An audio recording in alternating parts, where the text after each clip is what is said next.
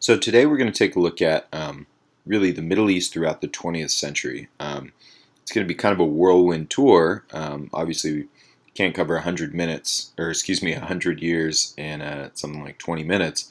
But what we are going to try and do is trace the conflicts that led to what the Middle East looks like today.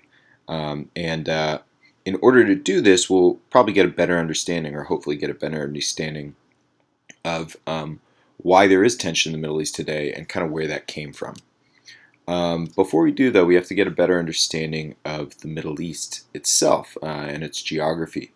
The Middle East is kind of this arbitrary term. It really just refers to this area of land between Europe, Asia, and Africa. And a lot of the Middle East is dominated by Arab peoples, which kind of their ancestral homeland is typically known as the Arabian Peninsula, but it also covers up into areas like Iraq and Jordan to the north. Persia, which is Iran, is also often considered part of the Middle East, and that is those are not Arab peoples, but they're Persian peoples. Anatolia, that's kind of where Turkey is today, so those are Turkish peoples, and sometimes those are also lumped into the Middle East. And then there's also parts of Africa, like Egypt and even Libya are often lumped in with the Middle East. As you can see from this topographical map, the Middle East is really kind of bordered to the north by these great mountains, really the Caucasus Mountains, which created the great rivers like the Tigris and the Euphrates, upon which Mesopotamia was really developed, the first great agricultural civilization. This landscape, though, is relatively flat throughout the Arabian Peninsula, and as we'll also see, it's hot. Much of the Middle East is desert. Kind of towards the north is steppe, where the mountains are. So this is kind of uninhabitable, or excuse me, arid land, so it's not great for farming. It's better for pastoral ranges.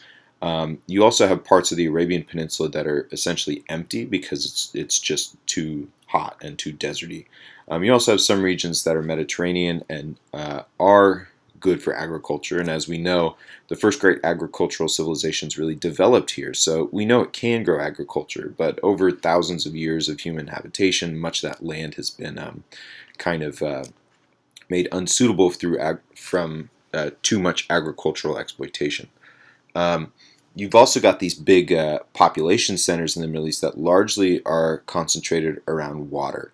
So right around the Nile River in Egypt, you also have places like surrounding the Tigris and the Euphrates River, and around coastal ports you have populations. But much of the Middle East is actually not too densely populated. Obviously, the desert, you can't really have too many people there.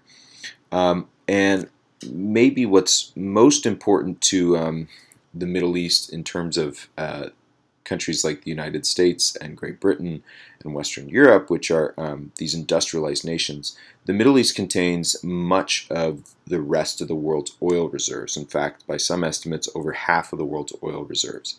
So it's desert. Its role in 20th century history is pretty big because the 20th century is dominated by oil. So today we're going to look at a couple things. First of all, we're going to look at how the Middle East, or the borders of the Middle East, were created. We're going to look at the history of oil production, because that's going to play a very large role in the Middle East. We're going to look at something known as the Arab oil embargo, which is in some ways kind of this is like the epitome of the American crisis in the Middle East. And then two events that are going to take us into today, the Iranian Revolution and the rise of global terror. So from all this, we're going to get a couple conclusions. First of all, this idea that the United States and Western European nations played really big roles in Middle Eastern politics. They helped form the political borders, the governments, and the economies of the Middle East. So the Middle East did not exist in a vacuum. The Middle East was in a lot of ways tied to the fate of the United States and Western Europe in the 20th century. We're also going to realize that there were underlying divisions within the Middle East. I think for Americans it's easy to kind of lump the Middle East as one big area, but it's a pretty diverse place, and there were tensions that already existed. Also, we're going to look at the fact that U.S. and Western Europe influence in the Middle East has produced both good and bad things, or different kinds of reactions that maybe weren't very easy to predict, but we can look at those today and see how they were created. And then lastly, we're going to take a look at the fact that whatever happens to the Middle East, it's going to play a huge part in how the world's future is fueled. We now operate in an industrial world, and the Middle East to this day is really, in many ways, kind of the fuel for that industrial world. So first of all, let's look at how the Middle East was created. The Middle East today was really first unified as a whole from Islamic expansion, which really starts in the 7th century. It actually begins under Muhammad, but the first great Islamic empires really begin in the 7th and then the 8th centuries. And this is what, for the first time, really unifies all of the Middle East. Other empires like Persia and Rome had unified certain parts of the Middle East, but never had the entire Middle East, including the entire Arabian Peninsula, been unified under one kind of central idea, and that was Islam. But even within Islam, there is, there's quite a lot of diversity, at least between Sunni and Shia Islam. Shia is definitely within the minority of Islam. And there's some, important philosophical and religious differences between these two. You could think of them almost as like Protestant and Catholics. And for much of Islamic history, this split between these two different Islamic religious groups has produced tension within the Middle East. To this day, mostly countries to the east, including Iran and Iraq, are predominantly Shia populations. Iraq actually has a Sunni government. And then countries like Lebanon and Palestine and Israel, not Israel, but Lebanon and Palestine generally have also high Shia populations. So we need to recognize that it's not just Islam that is a unified religion. There are philosophical differences that produce different groups of Islam. But after a series of Islamic empires and Persian empires, you also have the Ottoman Empire, which we've learned about, which really began in the 15th century and was starting to decline around the time of World War I, largely because it was this really diverse empire that had not quite industrialized, and it was crumbling. So within this crumbling empire, you have this first kind of unification in many ways of the Arab people once again. So the Ottomans were Turkish, and you have within World War I, the Arab people actually begin to revolt in 1916. And what this meant was actually an opportunity for the British and the French, who were at war with the Ottoman Empire, to kind of get this revolt to work in their favor. So the British in 1916, they actually promised these Arab people in revolt that they'll support them if they keep fighting the Ottoman Turks, so they'll give them money and weapons. And they'll also, after the war, support a unified Arab nation state. So in other words, you could think of one big country that would be called Arabia or something. And it would extend from Syria to the Arabian Peninsula. So much of the countries today, like Lebanon and Syria and Israel and Iraq, those would be part of one big Arab state, which was very appealing, obviously, to the Arab people. But at the same time, the British, the French, the Russians, and the Italians, they privately discuss partitioning the Middle East into these separate kind of spheres of influence in the same way that they did much of the world during imperialism. So, in a sense, they lied to the Arab people. Now, you could argue that certain groups within the British and the French wanted to actually create this Arab state, but what won out was this idea of separating the Middle East into these different regions. And so you had something known as the Sykes-Picot Agreement and this Balfour redesign of the agreement. It's basically just a big plan to chop up the Middle East into separate spheres of influence. So Lebanon became this kind of, it was supposed to be a region that was a safe haven for Christians, and today there is a pretty high Christian population in Lebanon. There was then a new state known as Syria, which was supposed to be Shia Muslim, and another region of Syria, that was supposed to be Sunni Muslim, and then you had Palestine, which was supposed to be for Jewish people after this Balfour redesign. Syria was also supposed to be governed by the French, whereas you had this Lebanon-Palestine that was supposed to be governed by the British. So, the Saudis had been lied to, basically. But at the same time, there was this separate unification movement happening in the Arabian Peninsula. It was led by the House of Saud. The leader was a guy named Ibn Saud. And what he did is he unified these various Arab tribes within the peninsula in order to create this one unified Arab state known as Saudi Arabia. It became a kingdom in 1933. It includes some of the holiest sites of Islam, including Mecca and Medina, which are probably the two holiest sites in Islam. And so for the first time, you have this big Arab state that's independent. This is not colonized. And as we'll see, this becomes a very, very powerful player within the Middle East. So in a sense, you have now, after World War I, this redesign is kind of created into separate countries, which pretty much exist today. You had Lebanon and Syria, both of which actually then became part of French-controlled Middle East, Palestine, Jordan, and Iraq, which became part of British Middle East. And these were supposed to be directly ruled colonies, and they pretty much were this way up until World War II. So, those borders that we see were created by Western Europe, except for Saudi Arabia. And so here's a short clip from a film on the Biography channel about the Saudi royal family, and it's going to discuss this unification of Saudi Arabia. It's just like 3 minutes long. Saud was 26 when he engaged in the campaign that would define his early career. The battle to recapture the town of Riyadh, which had been lost by his father to the neighboring Rashid tribe a decade earlier. In the pre-dawn hours of January 16, 1902, Ibn Saud and his warriors attacked the Riyadh fort and killed the governor. The garrison quickly surrendered, and Ibn Saud reclaimed his patrimony. But Ibn Saud wanted more than to be the ruler of a small town. He was a visionary who dreamt of uniting the constantly warring Bedouin tribes into one nation. Talking around the campfires, the Bedouin like to joke about Ibn Saud. They said he's got two swords, a sword of steel, the one with which he conquered, and the sword of flesh, which he used once he'd conquered, and would marry the chief daughters of the tribe that he'd conquered, and thus bring that tribe physically into the union of the Saudi family.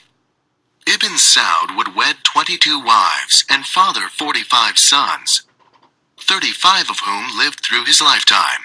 Ibn Saud's other means of ensuring loyalty were insisting that those he conquered become devout followers of the strict Wahhabi Islamic sect. They're the strictest section of Sunni Islam. Until the 30s and 40s, they didn't wear silk, they didn't have flowers in their gardens, they would never use perfume. They were Puritan, they were desert people, and they loved him. They had this fierce religious ideology, the willingness on the part of the Ikhwan, the Brotherhood as they were called, to die in battle. Almost a willingness, a wish to die in battle, because they believed they were fighting a holy war. With the Ikhwan, Ibn Saud was able to conquer an area greater than Western Europe. In the early 20s, Abdulaziz al-Saud was able to really take the ideology of Wahhabism, and we might consider today that's the ideology of militant Islam, and to really make it into a political force in order to pull the tribes of Saudi Arabia together. 100 years ago, the Arabian Peninsula was a place of warring tribes. So this is kind of another clip actually that comes from PBS Frontline, and this is also about the Saudi unification process. Among them was the family of al-Saud. المملكة السعودية كانت عبارة عن قبائل At that time, the Saudi Arabian kingdom consisted of tribes and small fiefdoms. There was no unity amongst these warring groups. The Saudi Arabian kingdom was never united the way it is today, until the reign of King Abdul Aziz. With the Ikhwan troops, Abdul Aziz captured province after province of the vast desert. By 1926, he and the Ikhwan had captured the jewels of Arabia, Mecca and Medina, making Abdul Aziz the ruler of Islam's holy shrines. It brought prestige and substantial income from visiting pilgrims. It was also a great victory for the Wahhabis. The Wahhabis took their name from an 18th century Islamic preacher, Muhammad bin Abdul Wahhab. Wahhab was first to see the value in forging an alliance with the able tribesmen of the Al Saud family in order to help spread his austere version of Islam. The path was now clear. In 1932, Abdulaziz declared himself a king and, for good measure, gave his name to the country, Saudi Arabia. So, you've heard this phrase Wahhabism, which we will actually return to, but Saudi Arabia was, in a lot of ways, it used this militant Islam to help it unify. Today, Saudi Arabia is one of the United States' closest allies in the Middle East. And there are a lot of reasons for this, but a lot of people can point to one big reason, which is that Saudi Arabia is the largest exporter of oil in the entire world. Other countries like the United Arab Emirates, which is where Dubai is, Oman and Kuwait have also some of the highest GDPs in the world because they export so much oil, and they also don't have a ton of people. So Saudi Arabia, as we will see, it's a wealthy country within the Middle East. It's also the seat of a lot of Islamic fundamentalism. It also becomes this kind of powerful seat of Arab, it's really the Arab homeland. With the unification of Saudi Arabia and, previously before that, you had like the Arab revolts, you kind of have this idea of pan-Arabism and pan-Islamism. So in other words, like multinational Arabic unity and multinational Islamic unity. And we'll see that this is going to play a really, really large role in the Middle East today. You also have at this time this new thing that's becomes known as Israel after World War II, which is pretty much a homeland that's going to be established by the United Nations, and Europe and especially Britain play a really big role in forming this country. It had been discussed as part of the Jewish Zionist movement for almost 100 years at that point. The idea was that Israel was really the ancestral homeland of the Jews. This is where Moses kind of led the Jews out of the desert. This is where King David built his city. So Israel is in many ways this Jewish idea of a homeland. And after World War II and the massacre of millions of Jews during the Holocaust becomes a bigger issue for a lot of Jews to have a homeland. And so territory is carved out of British Palestine for this creation of Israel. Right after the creation in 1948, you have this Arab-Israeli war because the Arab people within these territories actually protest against the creation of Israel. And about 700,000 Palestinians, who are Arab people, become refugees. And this really starts off the current Israel-Palestine conflict. And today, Arab nations are still in violent conflict with Israel, and many nations consider Israel basically this abomination and this thing that has to be wiped off because it is somehow conflicting with Islam and taking territory away from Islam. So, once again, this creation of the Middle East starts with the disintegration of the Ottoman Empire. It continues with British and French influence in the Middle East, and it also creates this new country known as Israel. But oil production is going to play this other huge role in the creation of the Middle East. So it's important to remember what oil is. It's basically fossilized plants and dead animal matter.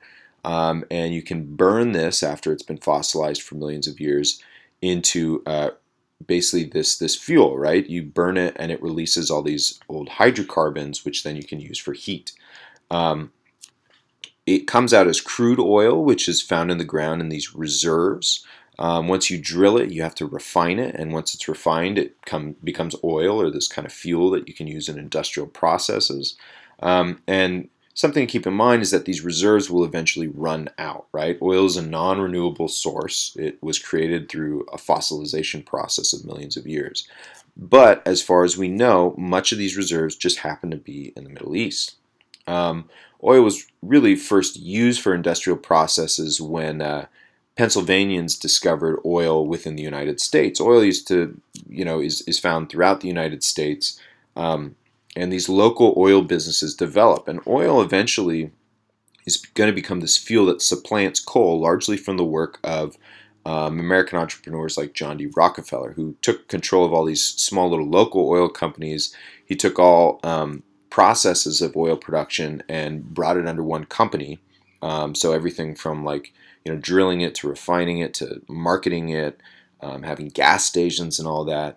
And this becomes the first big multinational oil corporation. So it's a public company. You can invest in it, and it is really instrumental in fueling American industrialization in the late 19th century and into the 20th century.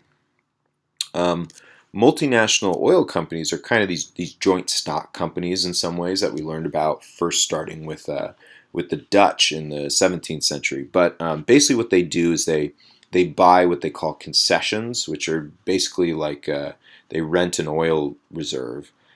They survey it, they drill it, and they do everything that takes the process all the way to a fuel. A lot of oil companies, they have to be big and they have to require investors because they're risky. You don't always know where the oil is going to be, and then you have to drill for it, and all kinds of stuff could go wrong. So, Standard Oil is really the first of these big multinational oil companies, but there are a lot today. There's Royal Dutch Shell, which is known as Shell. It's a Dutch company. There's Brand Nobel, which was the Nobel brothers. Today, the Nobel Peace Prize, but the Nobel brothers actually started off in oil. So Dutch Shell was from Indonesia, mostly in Sumatra, which was a Dutch colony. Brand Nobel was in Baku, which is in the lower Caucasus, and today is largely a Russian oil reserve. That's pretty much where, these were the oil reserves that Hitler was trying to get to for Stalingrad. And you also have this discovery of oil in the Middle East, in Persia, which is not Arab, it's a Persian country, and today it's known as Iran. This is discovered in 1908. The Anglo-Iranian Oil Company is founded. It's a British company. It leads to Britain starting to convert from coal to oil. So, for instance, their navy starts to convert to it in 1911. And eventually this is going to become something known as British Petroleum, or BP.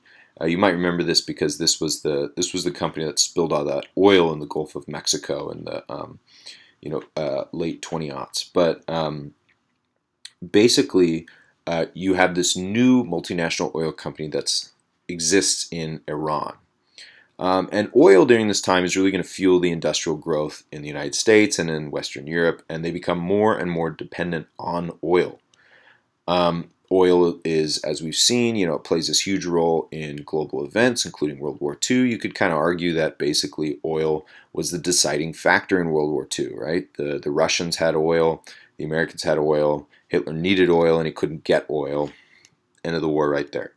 But you also, you continue to find these discoveries of oil in the Middle East. Now, it's important to remember, even though oil is discovered in Saudi Arabia in 1938 and Kuwait in 1938, it's not these countries that are able to develop these oil reserves, right? They don't have the technology to drill for oil. All they have is the oil reserves. In a sense, they're kind of renting out their land to other oil companies, which are pretty much Western countries that own these companies.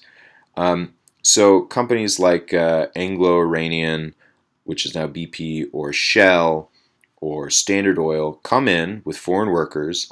They rent the land and they drill for it. And they bring foreign workers, and really the local people don't get any economic impact from it. So after the discovery of oil in these different Middle Eastern countries, you also have oil discovered throughout the world, including in South America and Africa. You have something known as the Seven Sisters, which are basically this group of multinational oil companies that pretty much dominated oil production throughout the world. And what they would do is they would split profits with host countries 50-50. And this led to the creation of something known as OPEC, which was kind of like a union of countries that had oil, not countries or not companies, right? It's known as the Organization of Petroleum Exporting Countries. There are a lot of Arab countries within this OPEC, including Iraq, Kuwait, Libya, Qatar, Saudi Arabia, and the United Arab Emirates. You also had countries like Iran, Indonesia, Nigeria, Venezuela, and Ecuador that were part of this OPEC. And what OPEC decided that they were going to do is, instead of continuing to let these companies dominate their country and in some ways like exploit their country for oil, they were going to try and either nationalize their oil reserves or have an embargo, or in other ways like raise oil prices and do all these things that would kind of hold Western nations hostage because they needed oil. And this became known as the oil weapon. In other words, countries that had oil could threaten to cut off their oil supply if countries didn't do what they wanted. And usually what these countries wanted was more money. So there was one very famous example of this, known as the Arab oil embargo. And this actually started because of Israel. What happened was Israel and its neighboring countries were still amidst great tensions. In 1967, Egypt, which is an Arab country, moved on Israel, and they did this with their allies Egypt, Jordan, and Syria, which all kind of surrounded Israel. And Israel sees these countries moving on them. They launched this preemptive strike. Israel, in this process, doesn't lose quite as many soldiers as these other Arab countries, and they actually take a little bit of territory in retaliation. So Israel really comes up on top in this war that's known as the 6-Day War in 1967. About 6 years later, these same countries do a surprise attack on Israel during Yom Kippur, which is this very, very holy time in the Jewish religion. And Egypt also at this time seizes this canal known as the Suez Canal, which Western countries use to transport oil by ship to Western Europe and the United States. U.S. and NATO, or its Cold War alliance of countries, decides they're going to help Israel, and Russia backs all these Arab states. Again, Israel basically wins, and what this leads to is the Arab countries decide, all right, we've had enough. We're going to fight back against all this foreign intervention. And so in 1973, they launched this thing known as the Arab oil embargo. And basically what they do is they cut off oil supply to any country that was supporting Israel during the Yom Kippur War. This included U.S., Britain, and France. And this really hurts Western economies at first. The average people notice it because all of a sudden they don't have gas for their cars, and gas becomes really expensive when they do have it. So for instance, it soars from like $3 to $12 a barrel just in a year. It has this big economic impact, and it really scares a lot of Western countries because they realize for the first time they don't have control over their own fuel supplies. This had some really strong impacts, one of which is, in some ways, things we don't really think about. Japan was another country that was dependent on oil, and because their oil supply was suddenly cut off, they refocused a lot of their attention onto electricity. And making their cars more fuel efficient, which has led to some of the most fuel efficient cars in the world, things like Toyota and Honda. And it also leads to Japan becoming this pioneer in the electronics industry, which it basically still is today. To the right, you can see all these companies that are Japanese companies that are basically a product of this focus on electricity. Toyota, Honda, Sony, Canon, Nintendo, Panasonic, Lexus, Nissan, Toshiba, and the list goes on and on and on. Another effect of this oil embargo is countries decide they're going to start using more nuclear power. Countries like the United States, US, and USSR already have nuclear capabilities, and they retooled these to try and make nuclear fuel.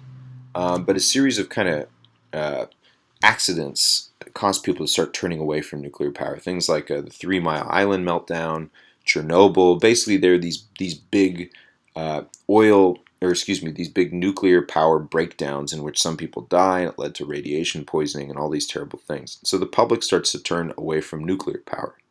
So if they can't use oil and they can't use nukes, a lot of countries like the United States start looking for their own domestic oil supplies. So the United States begins drilling more extensively within the United States, especially in places like Alaska.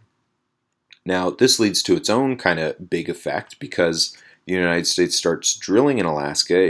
In a lot of ways, it empowers environmental movements, this kind of counter-reaction to it. And so in the United States, this oil embargo in many ways launches this really militant environmentalist movement against oil production. And it also forces the United States to start thinking about other ways to get oil, things like natural gas, fracking. So once again, this oil embargo is kind of this catalyst for all these other changes in the United States. You also have the U.S. now deciding that they need to actually continue to find oil, and they have to be more aggressive about finding oil. So the United States, some argue, launched a series of wars in order to basically secure global oil supplies. U.S. today claims that they need energy security as a primary influence in foreign policy. So in a lot of ways, this means securing oil fields.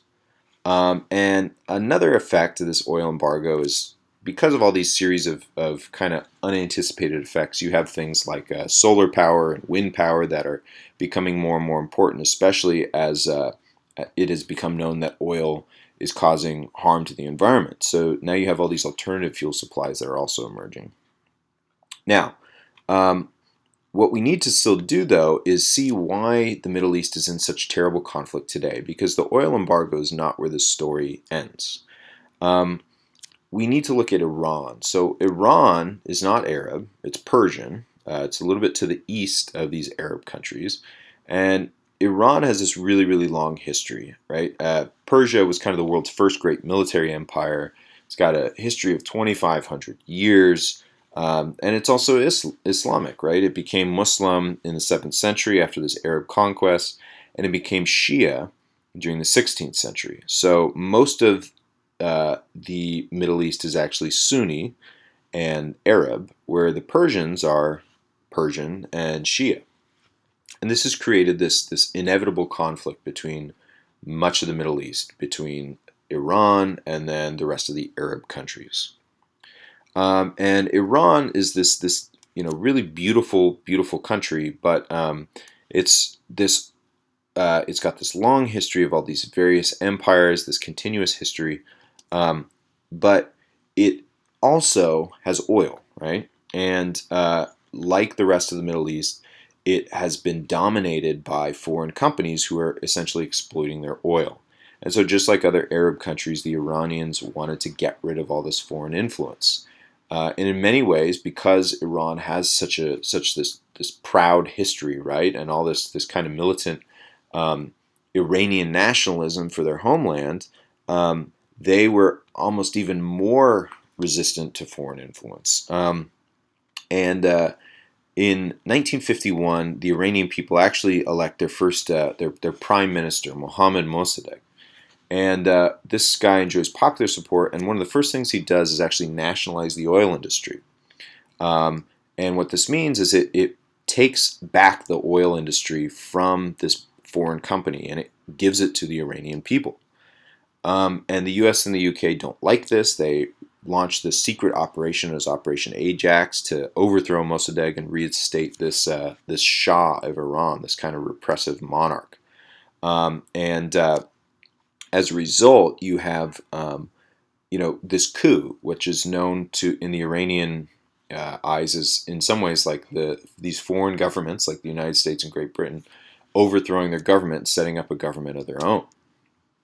And this obviously leads to this counter-reaction. So Iranians start to really turn against the West even more. They hate their new government, which is, or most Iranians at this time don't like the government, which is seen as kind of like a puppet of the United States.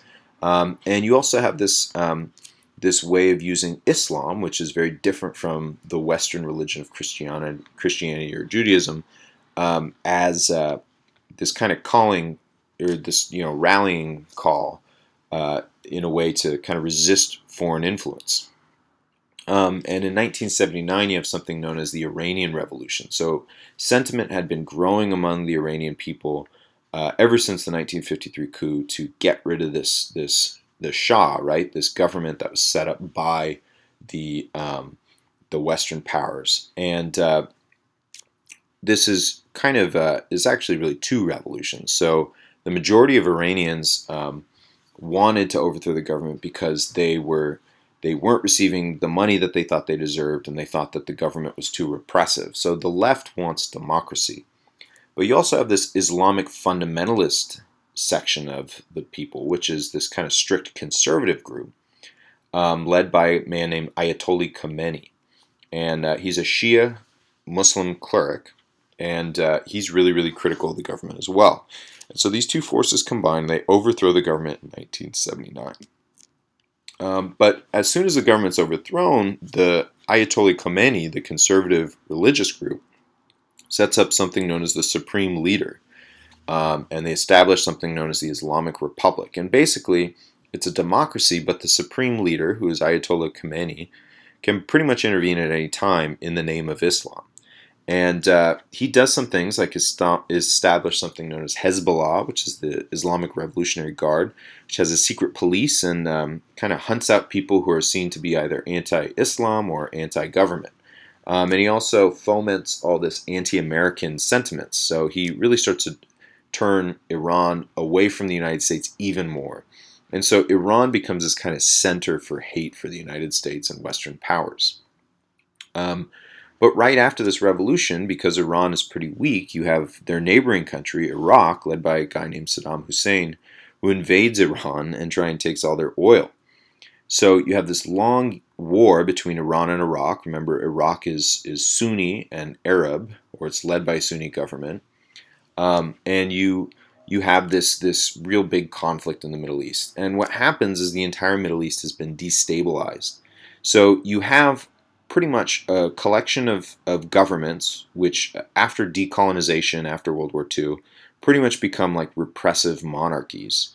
And now two of the biggest ones, Iraq and Iran, are in the middle of this big war. And so in a lot of ways, this is basically another battlefield for the Cold War, where the U.S. is supporting Saddam Hussein, actually, and the USSR is supporting Iran. But you also have this destabilization of the Middle East. Even after the war is over and Saddam Hussein does not take over Iran, you have Iraq choosing to invade another country, Kuwait, and they try and take their oil. And the United States decides that all this destabilization is screwing up their oil supplies, and also, they kind of use the excuse of needing to restore peace and order to the Middle East, which is also in some ways true. And so the United States becomes involved in trying stabilizing the Middle East. This first Gulf War, in which the United States drives the Iraqi people, or the Iraqi forces, out of Kuwait, is the first time that the United States sends ground troops into the Middle East, but it won't be the last time. Now, we also have to look at this final piece of the Middle East. Okay, so at this point, we've already seen how the borders have been drawn by outside countries. We've seen this kind of rise of Saudi and Arab nationalism, this rise of Iranian and Shia nationalism, and we've also seen how oil has played a role in all of this. And now we're going to look at how terror becomes a technique of some really extreme Islamic people. So terrorism, in a nutshell, is basically the use of violence and intimidation against civilians to accomplish political goals. And it's really a symbolic attack. Because a lot of these extremist groups are guerrilla groups, they don't have a whole lot of money or a whole lot of even people, they have to rely on big statements in their conflicts, in their wars. They don't have nuclear weapons, they don't even a lot of times have big conventional weapons, so what they have to do is they have to attack symbols. Terrorism actually is not unique to one group of people. There have been terrorists throughout history, across religions. But in the Middle East, there's basically there's Shia terrorism and then there's Sunni terrorism. So Shia terrorism, remember Shia Islam is generally in the east, and Iran is a Shia state. Pretty much has operations in different parts of the Middle East, including Israel. So Hezbollah, that Islamic Revolutionary Guard that was set up in Iran, also has operations in other parts of the Middle East and is sometimes considered a terrorist group. So, for instance, Hezbollah is also in Lebanon, and what they're trying to do is overthrow Lebanon's largely liberal Christian democracy, and or democracy that allows Christianity. And they also want to fight Israel, which is Jewish and seen as Western.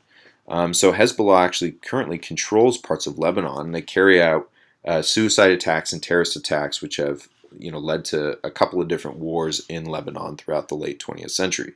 So there's this Shia terrorism, which is in some ways financed by Iran. But you also have this Sunni terrorism that has roots in Islamic fundamentalism of Wahhabism. And this is what we learn about with Saudi Arabia and the Saudi unification. So Wahhabism was actually created by this guy, Muhammad ibn Abd al-Wahhab, and he was this militant extremist Muslim guy. And what he basically wanted was to enact really, really strict Islam.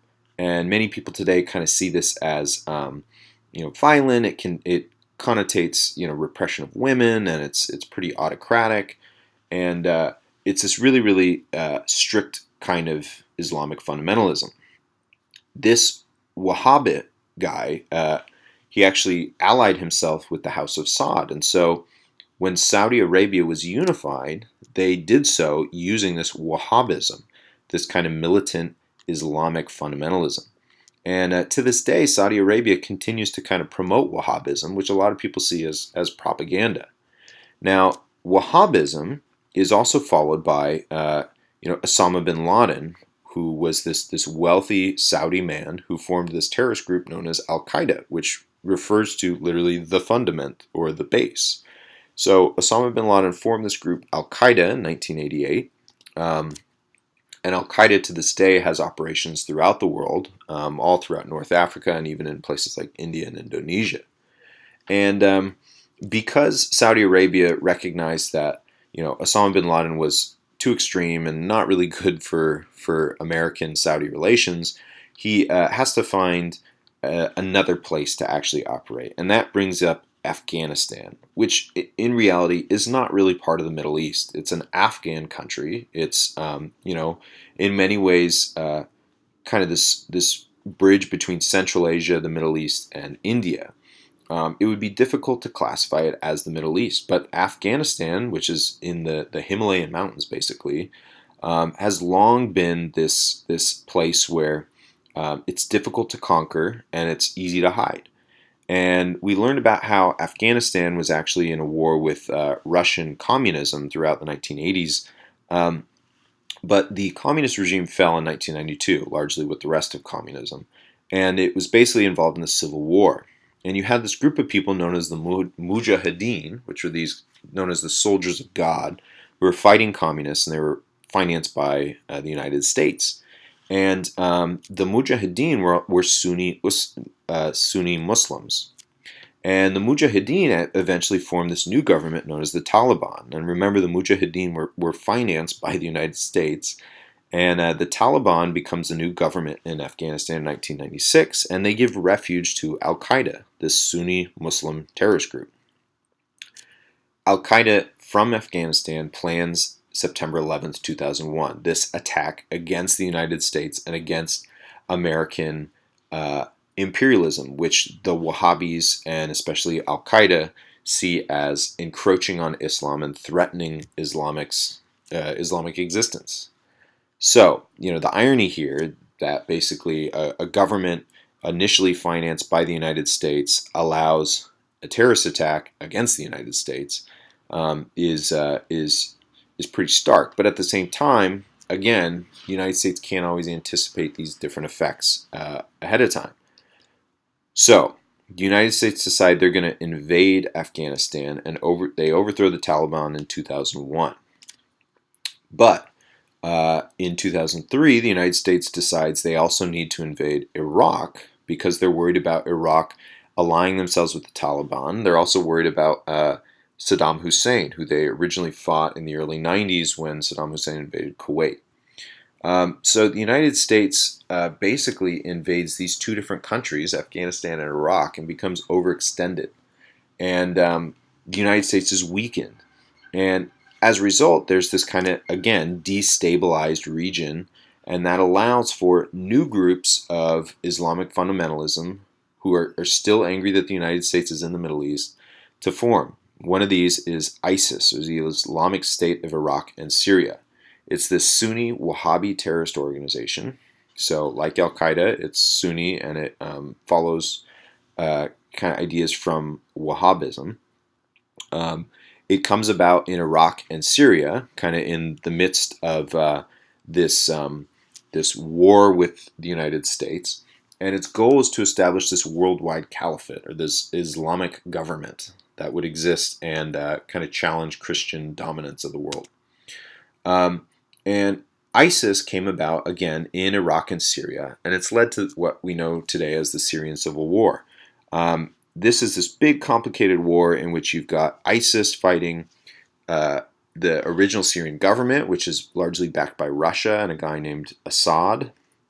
You have Syrian rebels who are also fighting. You have Iraqi government forces who are basically backed by the United States. You have another group of people known as the Kurds who want their own state and are also fighting Turkey. So you got this big, big conflict, largely destabilized because of American intervention. Now, it's not as though there are only Islamic fundamentalists in the Middle East. This is definitely not the truth. For instance, in 2011, the same year as the start of the Syrian Civil War, you have this Arab Spring, which was this democratic, pretty much young people movement that wanted to overthrow all these repressive regimes and set up democratic governments. It happened all throughout the Middle East, and in a few countries like Tunisia, it actually overthrew and set up a democratic government. In most of the world, it was actually repressed, right? These big militant governments squashed these revolutions. But it continues to gain popular support today. So it's not just that there's Islamic fundamentalism in the Middle East. There's also big groups of people that want democracy. This counter-fundamentalism also inhabits itself in the Syrian rebels who want to set up their own democratic government that is in opposition to the Russian-backed Assad government. So today, the Middle East is, in a lot of ways, all their borders are in flux. Remember, these borders were set up by countries like Great Britain and France 100 years ago. And today, a lot of people see that there's going to be some new kind of Middle Eastern political borders drawn basically by the Middle Eastern people. And today, you also have this oil is playing this big role because oil is fueling much of the world. So today, you have Shia Islam nations like Iran and Hezbollah's controlled Lebanon, who are challenging Sunni-dominated Muslim nations. So you have Shia and Sunni fighting, like Iran fighting Arab nations. You also have Israel, which is in the mix, which is trying to basically fight both Sunni and Shia nations. So Israel is also in the middle of all this. You've also got Islamic fundamentalism, which is in a large part fueled by Saudi Arabia and terrorist organizations trying to combat Western ideas in general. And you have Saudi Arabia and the United States in a really strong partnership over oil. So you've got this really complicated situation in the Middle East. And at the same time, you have much of the world is dependent on oil. And the Middle East is oil rich, so the Middle East is going to be a problem for a while. Now, we can also kind of look back and see, well, what if Europe had just done what the Arab people wanted originally? There was something released in 1919 known as the King-Crane Commission, and it basically surveyed the Arab people during World War I and asked what they want out of a political situation. And this is what they found. First of all, most Middle Eastern people, Arabs, were largely the Middle Eastern people surveyed, said they weren't ready for complete independence and they wanted help setting up a democratic government. And what they wanted eventually was one big Arab democracy with protection for all these religious and ethnic minorities. So Christians, Jews, all that. And they also thought that probably Israel was not going to be a good idea if it was placed right in the middle of the Middle East. And all of this is kind of an interesting what if. What if this commission had been listened to originally, but it wasn't? You had this kind of back planning in which you had these new political borders being set up to overthrow this, this Saudi-led Arab state. So let's return to our conclusions. First of all, American and European nations played this big role in creating the modern-day Middle East, including their political borders, their governments, and their economies. You also have all these underlying divisions that already existed in the Middle East. So Shia Islam and Sunni Islam is one big example. You also have the influence of the U.S. and Western Europe in creating all these kind of unpredictable reactions. So like the rise of terrorism, the rise of these different wars like the Iraq War, and even Cold War politics, creating these unpredictable things. And in many ways, this oil dependency has also led to all kinds of other things like the environmental movement and alternative fuels. But whatever happens, the Middle East is going to play a big part in how the world's future is actually fueled. So, that's it.